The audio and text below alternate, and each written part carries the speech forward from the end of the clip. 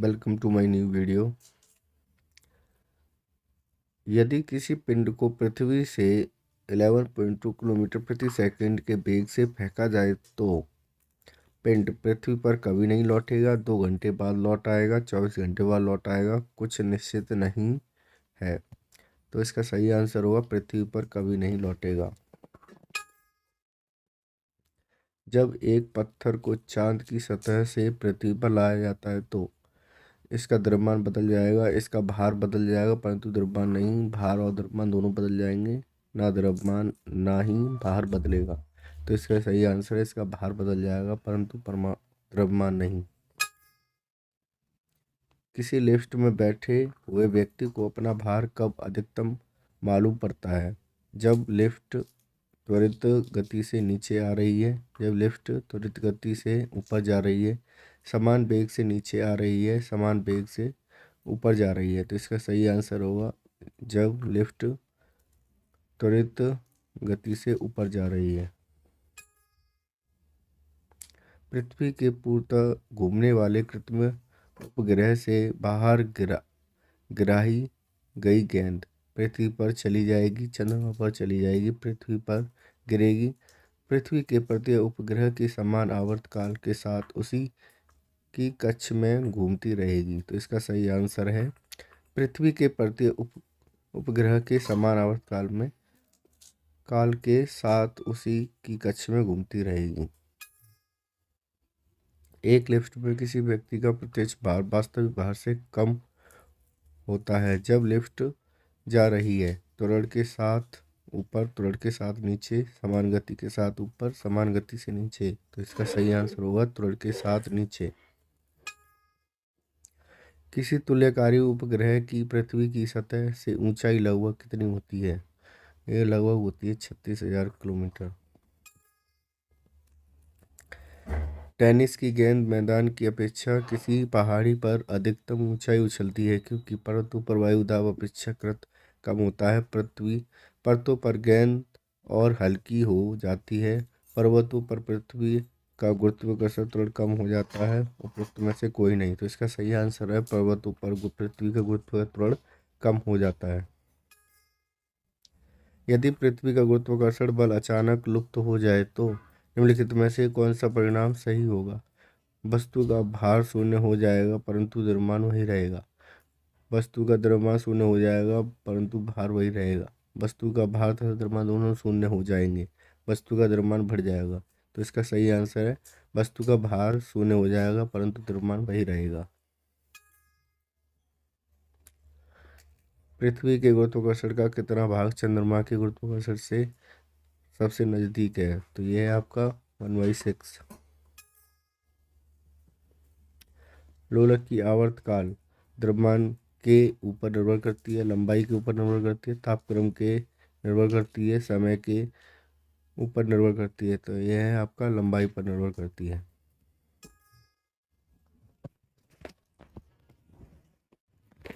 लोलक घड़ियों गर्मियों में क्यों सुस्त हो जाती हैं? गर्मियों के दिन लंबे होने के कारण कुंडली में घर्षण के कारण लोलक की लंबाई बढ़ जाती है, जिससे इकाई दोलन में लगा हुआ समय बढ़ जाता है। गर्मियों में लोलक का भार बढ़ जाता है। तो इसका सही आंसर है लोलक की लंबाई बढ़ जाती है जिससे इकाई दोलन में लगा समय बढ़ जाता है। किसी तरल लोलक की लंबाई 4% बढ़ा दी जाए तो उसका आवर्तकाल होगा 8% बढ़ जाएगा, 2% बढ़ जाएगा, 4% बढ़ जाएगा, इनमें से कोई नहीं। तो इसका सही आंसर होगा 2% बढ़ जाएगा क्योंकि इसका फार्मूला होता है आवर्त T is equal to 2 pi under root में L/G। तो जब एल की जगह पे अंडर रूट 4 रखेंगे तो इसका आंसर निकल के आएगा अंडर रूट 2। तो इस तरह से इसका जो आवर्तकाल है वो 4 से घटकर आपका 2 हो जाएगा। यदि लोलक की लंबाई 4 गुनी कर दी जाए तो लोलक के झुकने का समय घट जाएगा, दुगना होता है, 1/4 होता है, 4 गुना होता है। तो इसका भी सेम आंसर है कि दुगना होता है। पेंडुलम को चंद्रमा पर ले जाने पर इसकी समय अवधि उतनी ही रहेगी, घटेगी, शून्य हो जाएगी, बढ़ेगी। तो इसका आंसर होगा बढ़ेगी, क्योंकि पृथ्वी की अपेक्षा चंद्रमा पर गुरुत्वाकर्षण कम लगता है, जिससे द्रव्यमान जिससे आवर्तकाल बढ़ जाता है। एक कण का द्रव्यमान m तथा संवेग p है। इसकी गतिज ऊर्जा होगी P square upon 2m, P square upon m, P square m और एम पी। तो इसका सही आंसर है P square upon 2m। Hook का सिद्धांत निम्नलिखित में से किससे संबंधित है? द्रव दाब से, प्रत्यास्थता से, रेडियो द्रव्यता से, इनमें से कोई नहीं। तो इसका सही आंसर है प्रत्यास्थता से। तेल की एक छोटी बूंद पानी पर फैल जाती है क्योंकि तेल की श्यानता अधिक होती है, जल की श्यानता अधिक होती है, तेल का प्रस्थ तनाव अधिक होता है, जल का प्रस्थ तनाव अधिक होता है। तो इसका सही आंसर है तेल का प्रस्थ तनाव अधिक होता है। साबुन द्वारा निर्मल का क्या सिद्धांत है? प्रस्थ तनाव, प्लवन, श्यानता, प्रत्यास्थता। तो इसका सही आंसर है प्रस्थ तनाव। वर्षा की बूंद का आकार गोलाकार किस कारण से हो जाता है? श्यानता, प्रस्थ तनाव, प्रत्यास्थता, गुरुत्व। तो इसका सही आंसर है प्रस्थ तनाव। एक द्रव बूंद गोलीय आकार धारण कर लेती है प्रस्थ तनाव के कारण, श्यानता के कारण, ऊर्ध्वमुखी प्रमोद के कारण, गुरुत्वाकर्षण के कारण। तो इसका सही आंसर है प्रस्थ तनाव के कारण।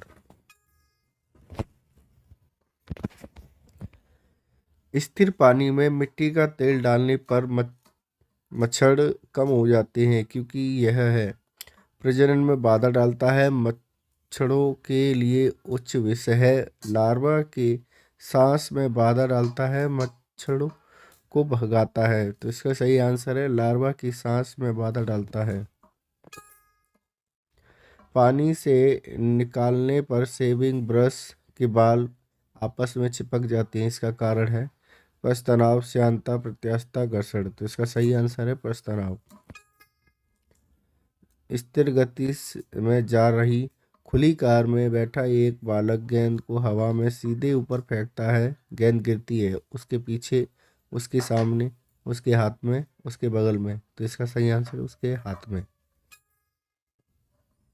एक व्यक्ति पूरा चिकने फर्श की क्षैतिज समतल के माध्य में विराम स्थित में है। न्यूटन के किन किन नियमों का उपयोग करके वह अपने आप को तट तक ला सकता है?